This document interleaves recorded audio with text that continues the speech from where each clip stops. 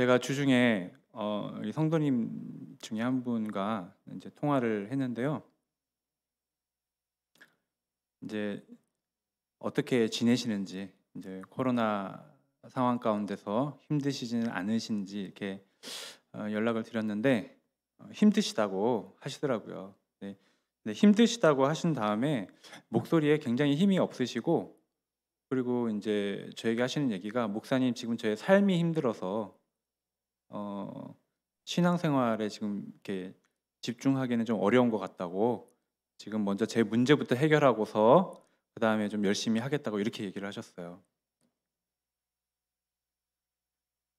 많은 분들이 염려 가운데서 이렇게 살아가고 있어요. 그런데 오늘 예수님의 말씀을 보면은 바로 그때가 하나님 말씀 들을 때예요. 바로 그때가 하나님께 나와야 될 때라는 것을 아셔야 되는 것입니다. 오늘 또 예수님께서 염려하지 말라고 이렇게 위로하시면서 말씀하시는데, 사실 염려하고 싶어서 하는 분 있으신가요? 내가 염려를 꼭 해야지 염려를 해야겠다 이렇게 생각하고 염려하시는 분은 하나도 없을 것입니다. 살다 보니까 어떤 문제 앞에서 염려가 찾아오는 거예요. 그 염려 가운데서 그냥 살아가고 있는 거예요. 오늘 예수님께서 이 염려에 대해서 말씀하시면서 어떻게 그 염려에 대해서 말씀하시는지 우리 한번 살펴보고자 합니다. 먼저 예수님께서 22절 말씀에, 그러므로 내가 너희에게 이르노니 너희 목숨을 위하여 무엇을 먹을까, 몸을 위하여 무엇을 입을까 염려하지 말라. 목숨이 음식보다 중하고 몸이 의복보다 중하니라. 그냥 너희 먹을 거, 입을 거 염려하지 말라라고 하지 않으셨고요. 목숨을 위해서 음식 걱정하지 말고 몸을 위해서 무엇을 입을까 염려하지 말라고 하셨어요. 이 먹는 것과 입는 것은 사실 우리 염려거리가 그것만 있는 것은 아니잖아요. 다양한 염려거리가 있잖아요. 근데 우리의 염려를 대표하는 거예요. 예수님 당시에 많은 사람들이 먹는 거가 걱정이었거든요. 우리 삶 가운데 이런 많은 염려가 걱정이 있는데, 그 대표하는 먹는 거, 입는 거, 이런 걱정, 염려, 사실은 너희 몸에 걱정하는 거 아니냐, 목숨 걱정하는 거 아니냐, 사실은 너의 몸 걱정하는 거 아니냐, 이렇게 예수님께서는 본질적인 근본적인 문제가 무엇인지를 얘기하신 거예요. 그러니까 사람들은 먹고 살려고 일한다고 생각해요. 내가 먹고 살려고, 그래서 열심히 일하는 거예요. 먹고 살려고. 근데 곰곰이 한번 생각해 보십시오. 더 먹으면 더 사는 것인가요? 이런 얘기 하잖아요. 내가 너보다 밥을 10년은 더 먹었어. 10년 밥을 더 먹으면 더 살아야 되잖아요. 10년 밥을 더 먹으면 더 사는 것인가요? 더 죽은 것인가요? 밥을 많이 먹으면 먹을수록 사실은 더 죽은 거예요. 죽음과 가까워지는 거예요. 우리가 내가 이것도 해보고 저것도 해보고, 그게 이제 우리의 신분을 나타내는 게 옷이잖아요. 이 옷도 입어보고 저 옷도 입어보고, 많이 이렇게 해보면 우리가 더 살고 몸이 더 건강해지나요? 살아가면 살아갈수록 우리 안에 남는 것은 없는 것이에요. 그래서 나는 열심히 행복하게 기쁘게 살려고 열심히 일했는데 그 결과는 없는 거죠. 주님 바라본 것밖에는 남는 것이 없는 것이 우리의 인생입니다. 예수님께서 24절에 그래서 하나님에 대해서 말씀하시는데, 24절에 까마귀를 생각하라. 심지도 아니하고 거두지도 아니하며 골방도 없고 창고도 없으되 하나님이 기르시나니 너희는 새보다 얼마나 귀하냐. 예, 이 말씀을 가지고서 이것은 물질관에 대한 말씀이다 이렇게 생각하는 분들이 있어요. 오늘 이 말씀, 오늘 설교를 통해서 이 말씀은 물질관에 대한 것이 아니라 우리 삶의 중심에 대한 말씀이라는 것, 그리고 우리가 하나님 말씀을 믿는다고 하는데 사실은 하나님의 말씀이 우리를 위하고 지키고 이끌어 준다는 것을 살펴보려고 하는 것입니다. 예, 까마귀는 심지도 않고 거두지도 않아요. 농사도 안 짓고, 그리고 창고도 없어요. 하나님이 기르신다는 거예요. 그래서 그러면은 나도 일 안 하지 말아야지. 믿음으로 일하지 말고 그냥 한번 있어 봐야지. 여러분, 까마귀는 월세도 안 내고 모기지도 없어요. 대학교 보내야 될 그 등록금 걱정할 필요가 없어요. 대학교 안 보내잖아요. 네. 그런데도 아침에 일찍 일어나는 새가 벌레를 잡아요. 까마귀도 부지런해야 되는 거예요. 부지런히 먹이 찾아다니잖아요. 이것은 일하지 말라는 얘기가 절대 아닙니다. 먹고 노는 게 믿음이라면 바울은 믿음이 없는 거예요. 바울은 열심히 일했거든요. 사람들은 내가 이 물질과 재정에 대한 것을 다 내려놓으면, 내 이 모든 것을 다 내려놓고 그냥 신경 쓰지 않으면 이 모든 재정이 자동으로 하나님께 쓰임받고 하나님께로 가는 것으로 착각할 수가 있어요. 그렇지 않아요. 하나님께서 주신 내 능력, 하나님께서 주신 내 재능, 이거 다 포기하면 이것이 하나님께로 가는 게 아니라 마귀에게 가요. 마귀에게. 이 세상에서 얼마나 죄를 위해서 많은 물질과 자본이 투자가 되고 있습니까? 오늘 이 말씀은, 이 본문의 말씀은 삶의 중심에 주님에 대한 신뢰가 있어야 된다는 말씀입니다. 내 마음의 죽음의 두려움, 염려가 중심에 있으면 안 된다라는 어떤 그런 것을 전해주는 말씀이에요. 까마귀를 생각하라 하셨는데, 까마귀는 부정한 새예요. 이스라엘 사람들은 까마귀를 부정하게 이제 보고 있어요. 그런데 예수님께서 까마귀를 보라 하시면서 까마귀도 하나님께서 먹이신다, 이 얘기를 하셨어요. 왜 이 얘기를 하셨을까요? 너희는 그 새보다 얼마나 더 귀하냐, 이 얘기를 하고 싶으신 거예요. 너희는 그 까마귀, 그 새보다 얼마나 더 귀하냐. 사람들은 자신에 대해서 여러 가지 죄책감이 있기 때문에 하나님 나 사랑하시지 않을 거야, 하나님 나 모르실 것 같아, 하나님 나를 좋아하시면 나를 이렇게 그냥 두실 수 없어, 이렇게 하나님에 대한 오해가 있어요. 그렇기 때문에 예수님께서 이 부정한 새인 까마귀를 가지고서 까마귀도 하나님이 기르시는데 너희는 이 까마귀보다 얼마나 더 귀한지 생각해보라고 말씀하신 거예요. 내가 아무리 죄를 짓고 내가 정말 부정한 가운데 살았다고 할지라도 생각해보라는 거예요. 까마귀보다 너가 얼마나, 새보다 너가 얼마나 귀하냐는 것입니다. 우리가 하나님의 사랑을 모릅니다. 주님의 사랑을 모르니까 예수님께서 계속해서 그것을 알라고, 생각해보라고 그렇게 알려주시는 거예요. 그러니까 우리 마음의 염려가 사실은 왜 일어나냐면 하나님과 연결됨이 생명이거든요. 그러니까 하나님과 연결점이 끊어진 거예요. 그래서 염려가 일어나는 것입니다. 그런데 주님께서 어떤 분이십니까? 하나님의 사랑을 알려주시는 분이에요. 예수님께서 오셔서 하나님은 너를 사랑하신다, 너의 죄가 문제가 아니야. 주님께서는 십자가에 지셔서 하나님에 대한 우리의 마음을 다 보여주셨어요. 우리의 죄는 문제가 아니라고. 죄의 용서함을 십자가에 선포하셨어요. 내가 너를 책임진다고 말씀하신 거예요. 다 이루었다, 이걸 다 이루었다. 내가 다 이루었으니까 이제 받아들여라, 믿어라, 그 말씀을 하시는 거예요. 예수님께서. 그 예수님의 말씀 우리가 받아들여야 되는데 그것을 사람들이 잘 몰라요. 염려라는 것은 머리의 문제가 아닙니다. 내가 다 이해한다고 해서 염려가 안 생기는 게 아니에요. 마음에 근심이 확 오는 거, 두려움이 확 오는 거잖아요. 그런데 내 마음에 하나님의 사랑이 자리 잡고 있잖아요. 염려가 쉽게 안 와요. 염려가 잘 안 돼요. 근심 걱정이 쉽게 안 와요.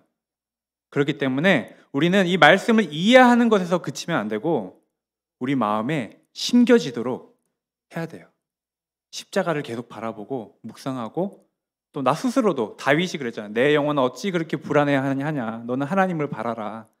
내 영혼아 왜 불안해하냐, 하나님 계시는데, 주님 나 사랑하시는데. 자꾸 얘기해줘야 돼요.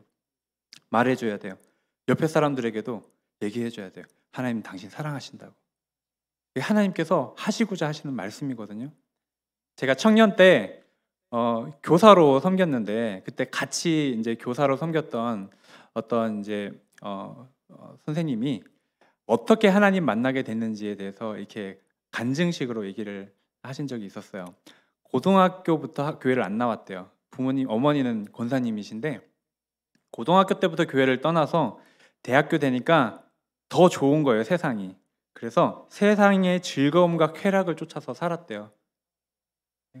다 얘기할 수는 없지만 그렇게 살다가 결국은 굉장한 공허함과 허무한 마음에 시달리게 되는 거예요.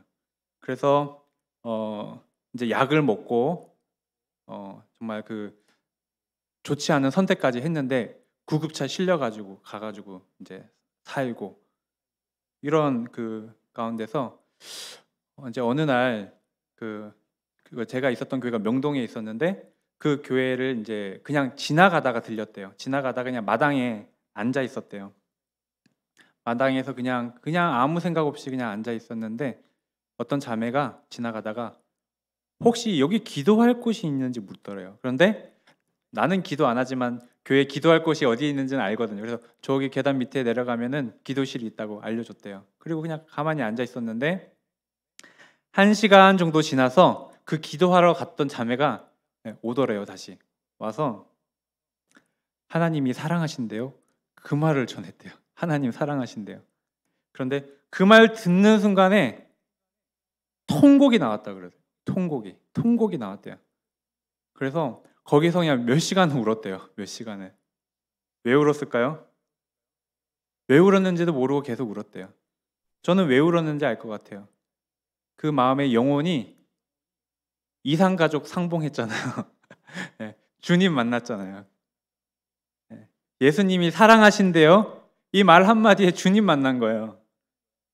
네.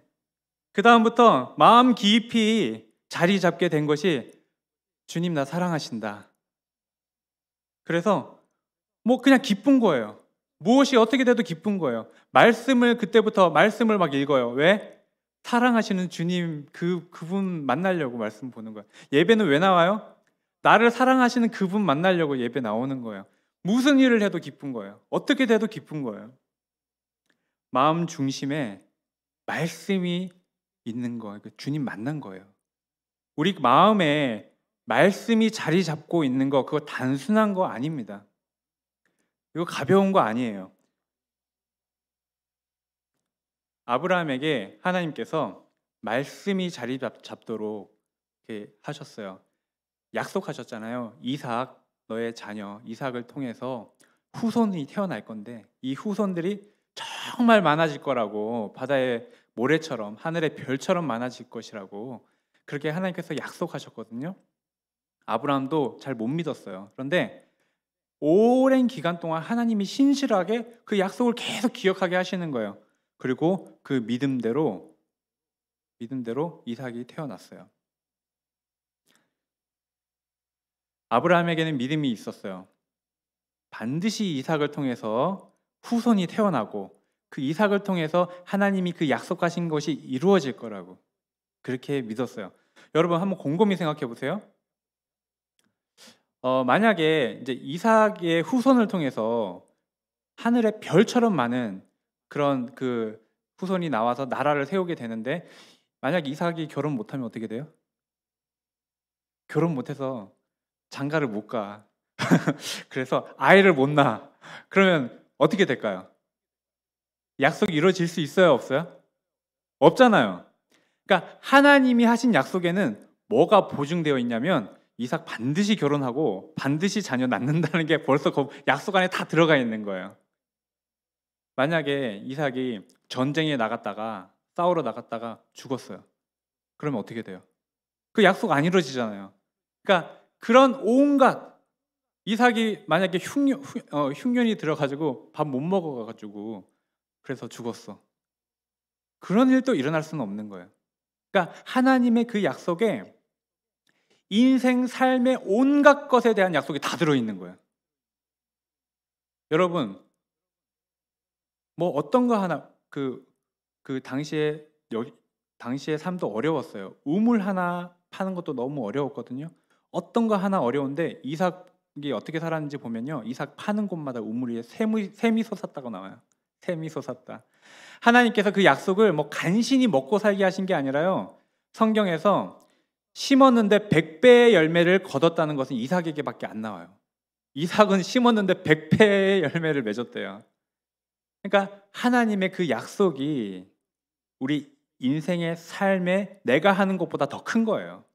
그러니까 하나님 말씀이 내 삶을 사실은 보호하고 이끌어가는 거예요. 아브라함은 그것을 경험했던 거예요. 살면서 경험했던 거예요. 그런데 하나님께서 그렇게 믿었는데 하나님이 이삭을 번제로 달래요. 그 이삭을 번제로 달래. 그랬을 때 아브라함의 마음의 중심에 하나님에 대한 말씀과 믿음이 있었어요. 그렇기 때문에 흔들리지 않았어요. 그 말씀을 버려버리지 않았어요. 히브리서에 보면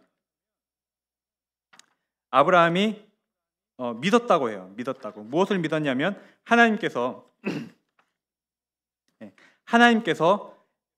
이삭을 죽은 자 가운데서 살리실 줄로 생각했대요. 죽은 자 가운데서 살리실.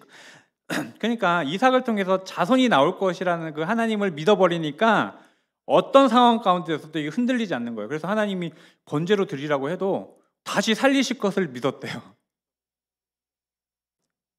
말씀이 얼마나 중요합니까? 흔들리지 않는 거예요. 여러분, 번제가 어떤 건지 아시죠? 번제는 잡아서 각을 떠서 태우는 거예요. 태우는 거. 그런데 살리실 걸 믿었다는 것이니까. 그러니까 그 말씀이 아브라함 마음 중심에 자리 잡아서 흔들리지 않는 것을 볼 수 있어요. 사실 아브라함이 하나님을 믿는 것은 그 22장에 이삭을 드리기 전에 하나님 이미 아셨어요. 15장에도 아브라함이 하나님 말씀을 들으니 그 믿음을 보시고 의로 여겼다 말씀하셨거든요. 벌써 하나님은 아브라함에게 믿음이 있는 것을 아셨어요. 하나님께서 믿음이 있는 것을 아셨는데 왜 이삭을 또 이렇게 드리라고 하셨을까요?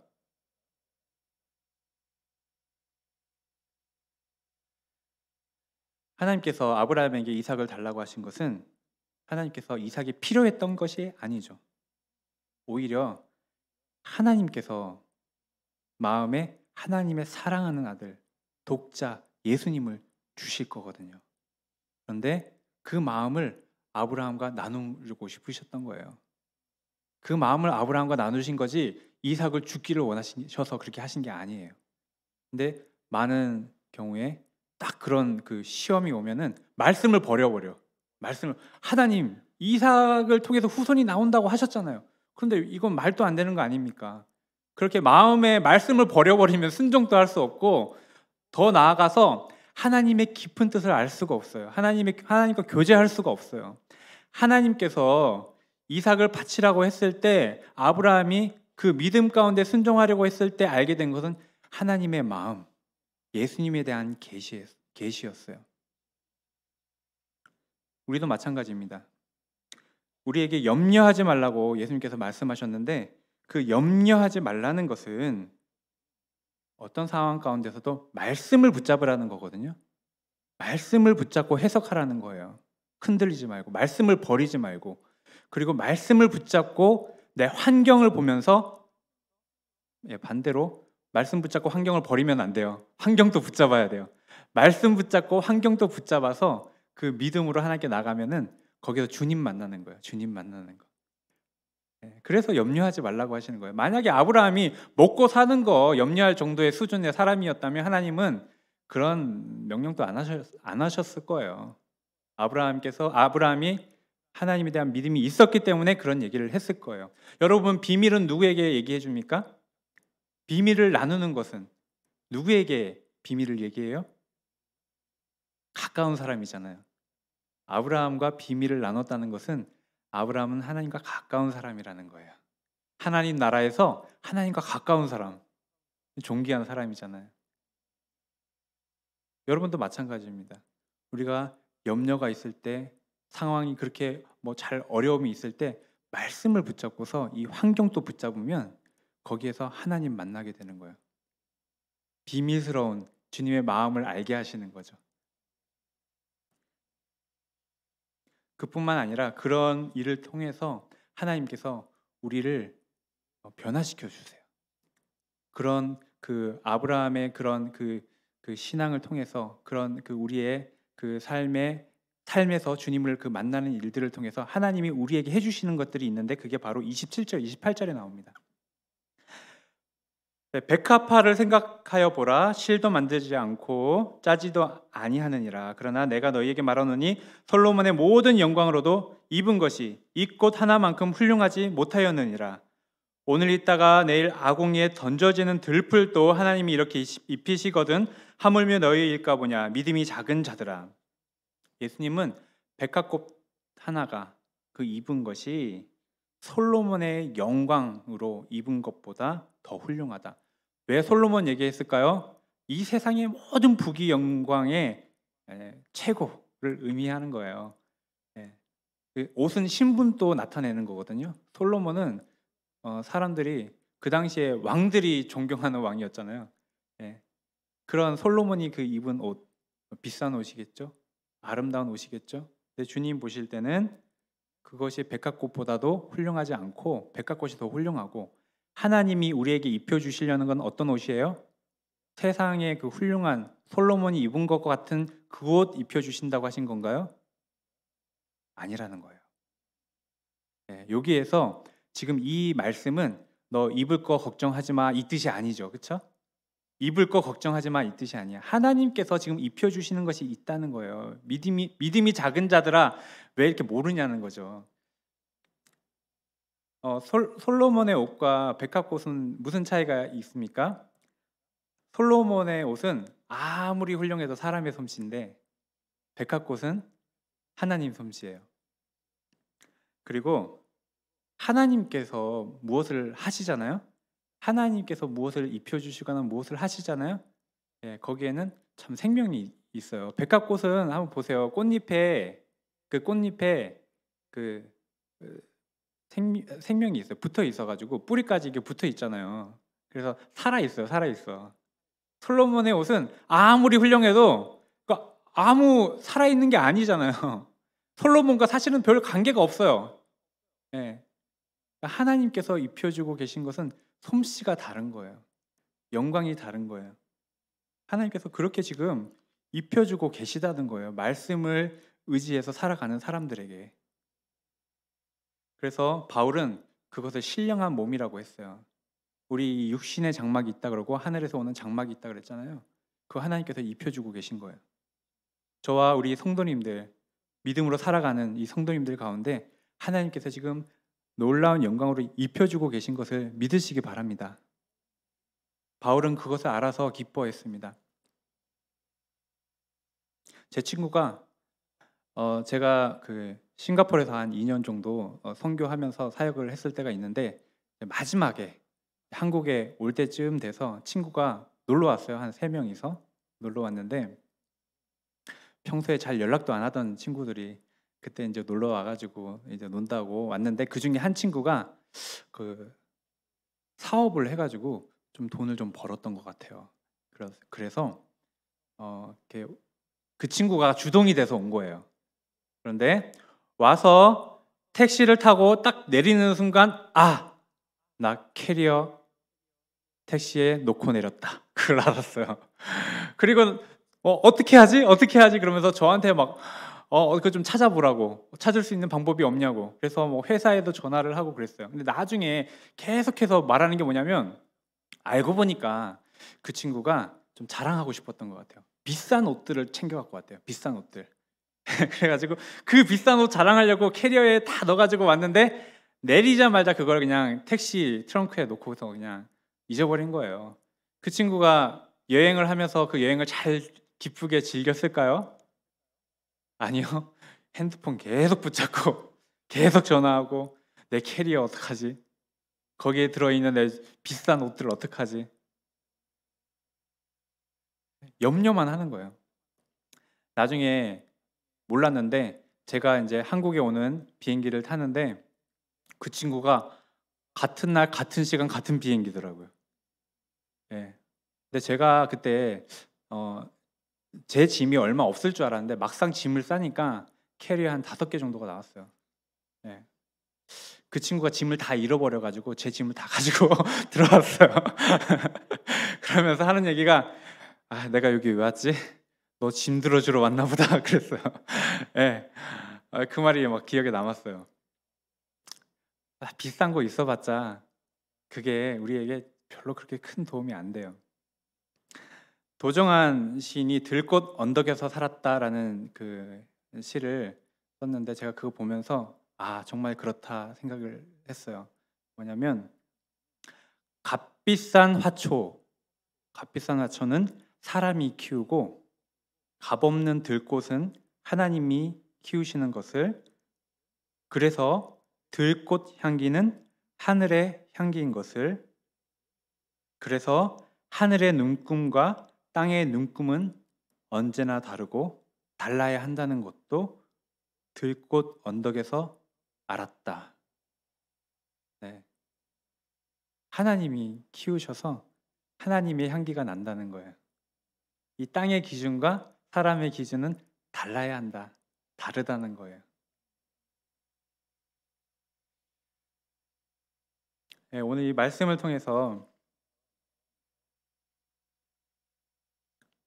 우리 마음 중심에 말씀이 있어야 된다는 거, 그리고 그 말씀 가지고 우리 삶을 바라볼 때, 말씀이 중심이 있고 삶을 바라볼 때 하나님이 우리에게 입혀주고 우리에게 하나님의 마음을 알게 하시고 그렇게 일하신다는 거 살펴보았습니다.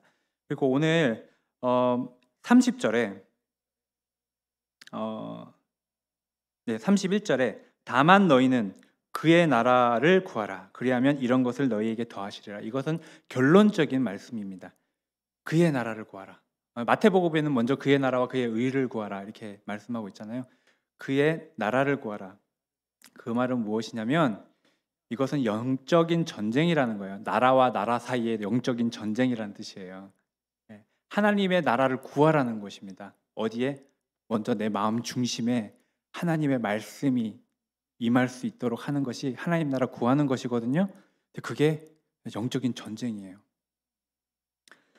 오바마가 다스리면 오바마 나라잖아요. 트럼프가 다스리면 트럼프 나라. 하나님이 다스리면 하나님 나라.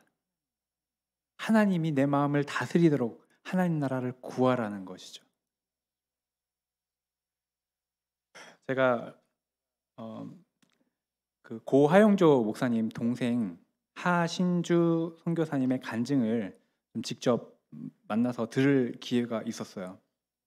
근데 그분이 남편이 치과 의사셨어요. 그래서 아이들도 그것을 굉장히 자랑스러워하고 또 장밋빛 꿈을 꿨는데 은혜를 받았어요.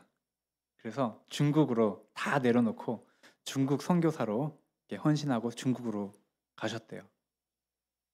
근데 이제 아이가 거기에서 굉장히 적응을 못하는 거예요. 난 한국에서 잘 살고 잘 지내고 있었는데 내가 왜 여기에 와야 되는지 이해할 수 없다고. 그리고 학교도 조선족 학교 다니다가 또 중국 학교를 다니고 하는데 아이들이 막 놀리는 거예요. 결국에는 중학교 1학년 중퇴를 했대요. 어느 날 그 선교사님이 뭔 소리가 들려갖고 가서 봤는데 애가 책상을 뒤엎었대요. 책상을 뒤엎고서 자기를 막 때리면서 나는 내 인생은 끝났어. 나는 바보야. 난 미친놈이야. 막 이러면서 자기 몸을 때리면서 울고 있더래요. 큰일 났다 싶어서 이게 어떤 방법도 없고 그래서 결국은 이제 미국으로 오셨어요. 미국에 와서 아이가 공부를 잘 하는 것 같았대요, 처음에. 근데 어느 순간 갑자기 나 공부 안 해 그러더래요. 그리고 그 약속을 지켰대요. 공부를 안 하고 밤새도록 컴퓨터 게임하고 그리고 술과 담배에 찌들어 살고 맨날 맨하탄으로 가서 가서 노는데 이제 빠진 거예요. 그런데 도대체 어떻게 해야 될지를 모르겠대요. 혼냈더니 동생 때리고 뒤엎고 나가버렸대. 그러니까 혼내지도 못하고 그렇다고 가만히 있지도 못하고 마음에 걱정과 두려움과 염려가 가득해가지고 이거 어떻게 해야 되나 기도해도 하나님 제발 어떻게 좀 해달라고 잘못될까봐. 그런데 그걸 또 아니까 아이가 엄마를 더 우습게 여기고 엄마가 얘기해도 듣지도 않고 무시하고 이런 관계가 된 거예요. 선교사님께서 하신 말씀은 저는 하나님 말씀보다 사단의 말이 너무 믿어져서 두려움에 사로잡혔고 인간적인 방법으로 우리 아이에게 다가갔지만 다 실패했어요. 이렇게 얘기하셨어요. 하나님 말씀보다 사단의 말이 더 믿어졌고 이것을 깨닫는 순간 이미 성공한 거예요. 이미 승리한 거예요. 왜냐하면 이것이 하나님 나라를 구해야 되는 영적인 싸움이라는 것을 알았던 거예요. 두려움과 염려와 믿음의 싸움. 그것을 알고서 하나님, 제가 어떻게 해야 합니까? 그렇게 기도했을 때 하나님께서 마음에 너 아이가 그렇게 변하지 않는 것은 너의 걱정과 염려와 두려움 때문이다. 너는 나를 지금 신뢰하고 있지 않다. 너는 너의 아이에 대해서는 나에게 신뢰하고 있지 않다. 그래서 맞아요, 하나님. 나 하나님 신뢰하지 못하고 있어요. 어떻게 해야 될까요? 그냥 그 두려움을 받아들이고 그냥 그 두려움이 일어나도록 허락해버려라. 그 말은 뭐냐면 내가 그걸 붙잡고 싸우지 말라는 거예요. 내가 그 염려 붙잡고 싸우지 말라는 거예요. 하나님 말씀 붙잡으라는 뜻이거든요. 그 말을 듣고서 그때부터는 염려와 두려움을 놓기 위해서 하나님 말씀 붙잡는 기도와 싸움을 했대요. 그래서 사단아, 너 마음대로 해봐. 내 아이 뭐 마음대로 해봐. 하나님이 붙잡고 계셔. 너 마음대로 못해. 계속 그렇게 하나님의 인도하심과 하나님의 붙잡고 계신 것을 선포하면서 계속 기도를 하다 보니까 마음에 어느 순간 두려움이 사라졌대요. 두려움이 사라진 다음부터 아이에게 이렇게 혼냈는데 그 아이가 그 말을 듣기 시작했대요. 엄마의 권위가 세워지기 시작했대요. 그리고 말씀하시기는 그 다음에 얼마 되지 않아서 아이가 변했다고 하셨어요. 변했고 하나님을 만났다. 그 다음에도 많은 하나님께서 이렇게 일하신 많은 얘기들이 있는데 그냥 그래서 행복하게 살았다 이렇게 마무리를 할게요.